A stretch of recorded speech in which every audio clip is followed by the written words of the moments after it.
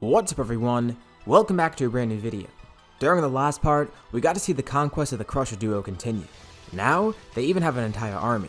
But what's gonna happen next? It seems like nothing in the universe could stop them, but surely there's other people out there, aren't there?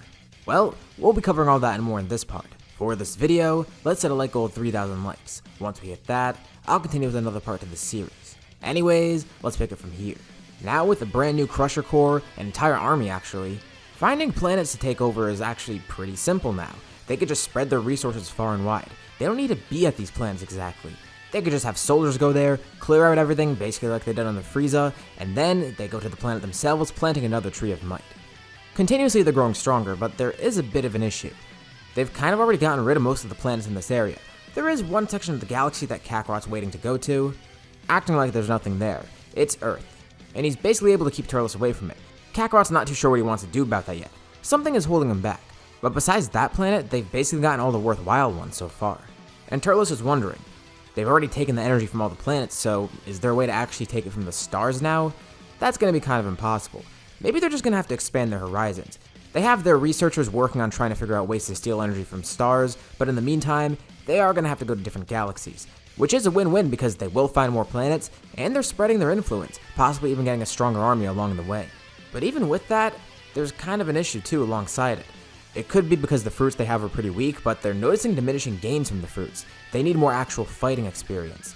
So, who knows? Once they venture out into other galaxies, maybe they will get this. They need more planets, more fruits, and they need more fighting. But Frieza was really the last threat here, the only person who could actually hope to face them, and they defeated him. So, now what? There's nobody here in this galaxy. Maybe other ones have some strong people. But they aren't actively seeking these people. Yeah, it would be great to fight others, but also that means more conflict for their army. The two train with each other, sparring from time to time, but that's really it. It's not like they could kill each other and fight to the death, so they're not even going all out in their battles. Except on rare occasions when they have time to heal afterwards. But they're both getting kinda bored. They need something different, a change in pace. Besides giving them something to do and not making them bored anymore, it's necessary to grow stronger. As they're expanding their outreach, the Neo Crusher Corps begins taking over more planets in other galaxies. They do meet little resistance, but their army is strong enough to actually take over. But one day, one of their armies faces more resistance than usual.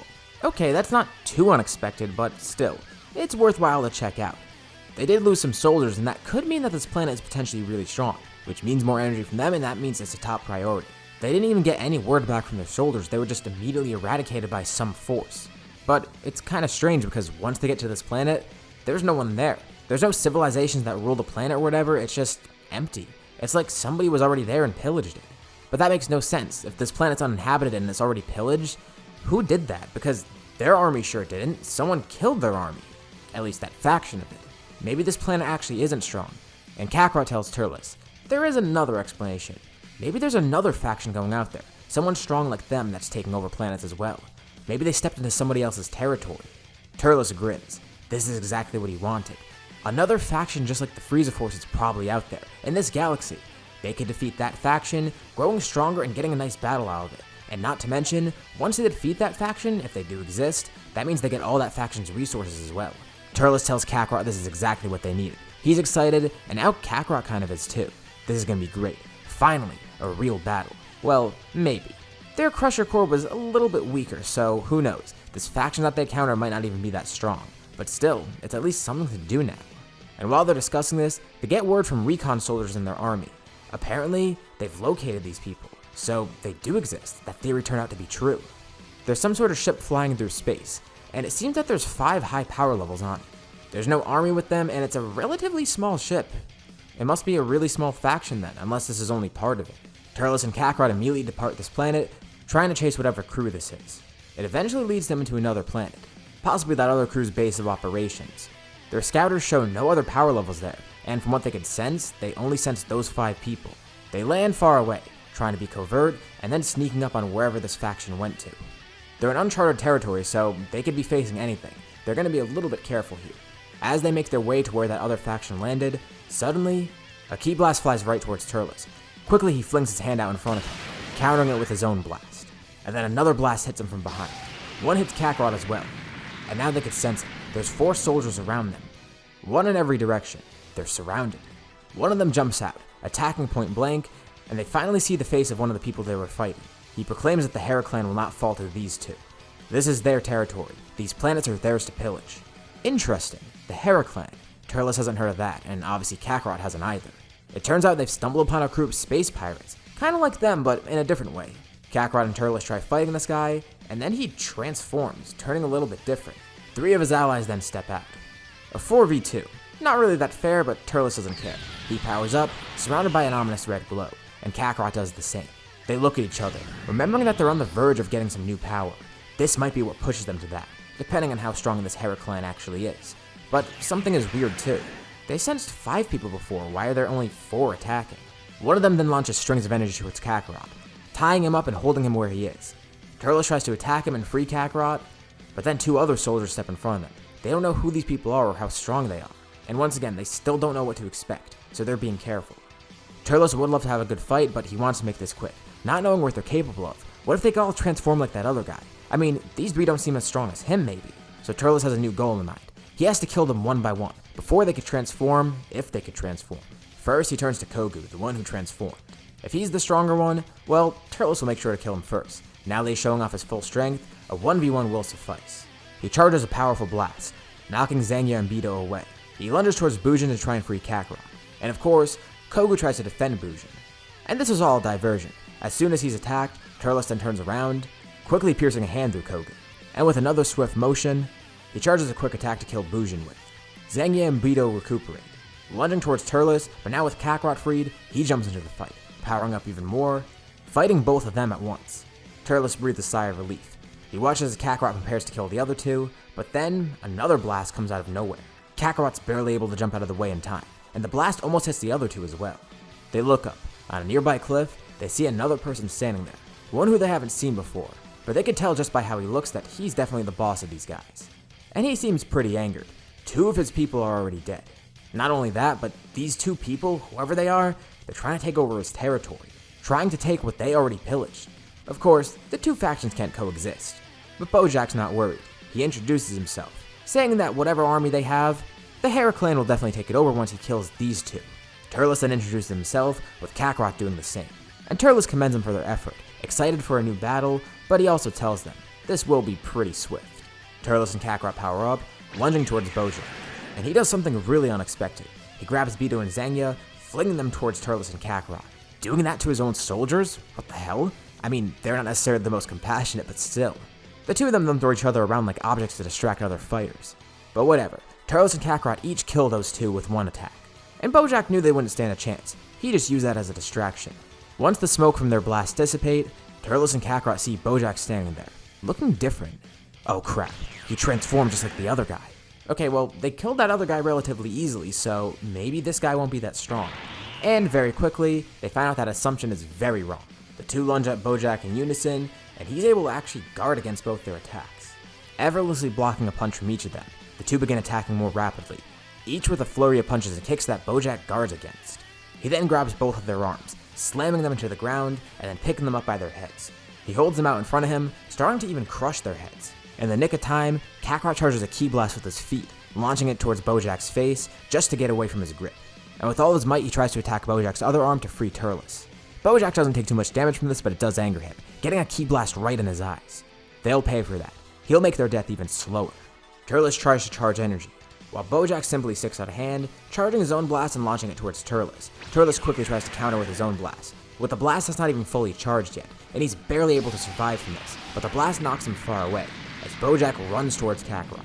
Kakarot guards with both arms, and Bojack punches him, knocking Kakarot far back. His arms are shaking. He felt that attack through his whole body. Quickly, he tries to charge more energy. His red aura grows fiercer and fiercer. But nothing works. Bojack simply grabs him, slamming him into the ground once more.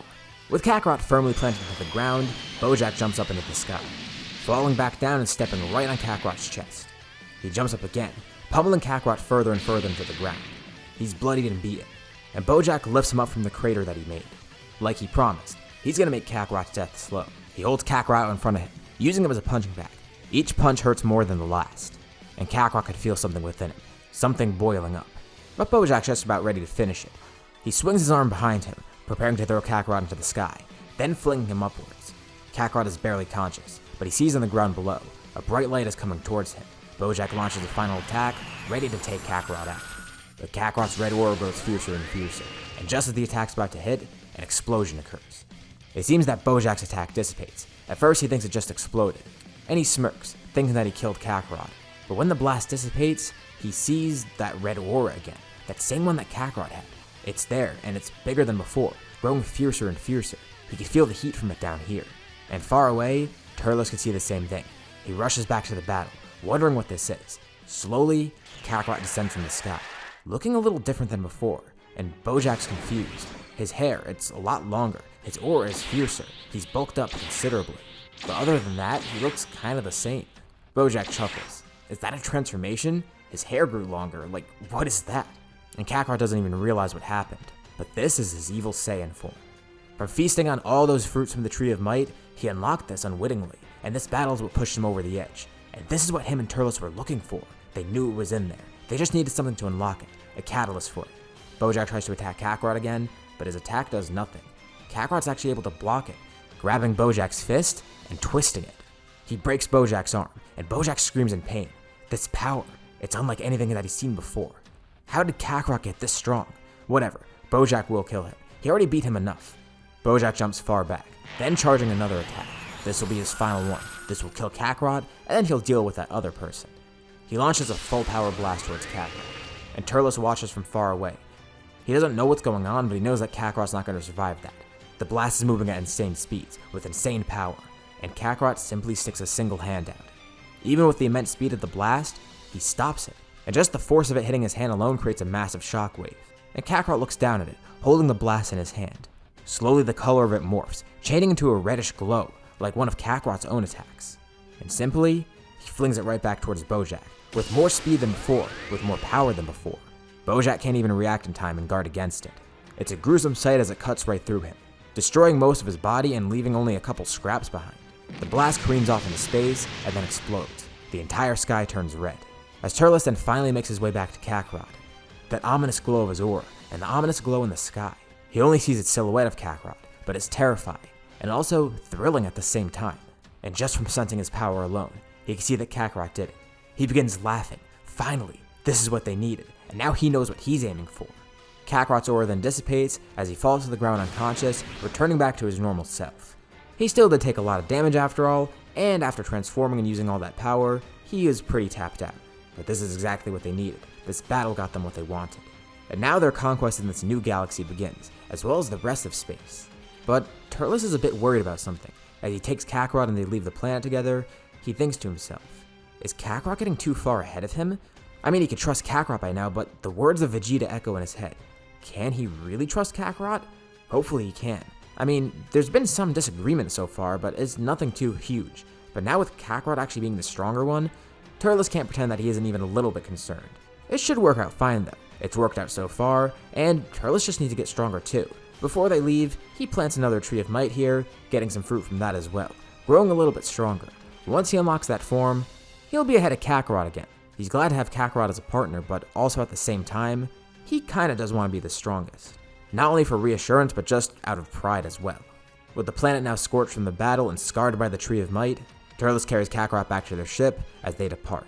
Kakarot eventually does regain consciousness, vaguely remembering the battle, and he's elated beyond belief. That power, he needs to access that again. He needs to use it, hone it even further. This is the true power of the Tree of Might, all those fruits that they've eaten. And he tells Turles, he expects to see him with the same form too. This is what they were aiming for. And this reassures Turles at least. For now, he and Kakarot are still on good terms, even though Kakarot clearly knows he's the stronger one at the moment. But will that end up changing in the future? Well, at least for the moment, everything's okay. Let's hope it stays that way. And while this sticks in Turles' mind, this is where we'll leave off for now. So, what did you guys think about this part? What do you think's gonna happen next time? Leave your thoughts and suggestions in the comments below. I'll be sure to check them out to see what you guys think. As always, if you liked the video, be sure to drop a like. And let's try to hit that like goal from the beginning of the video so we can get another part of this series. If you haven't already, why not subscribe? As well as hitting the bell icon so you're notified about any future uploads on my channel, including more parts of this series or any other videos like it. Anyways, thank you all for watching, and I'll see you all in my next video.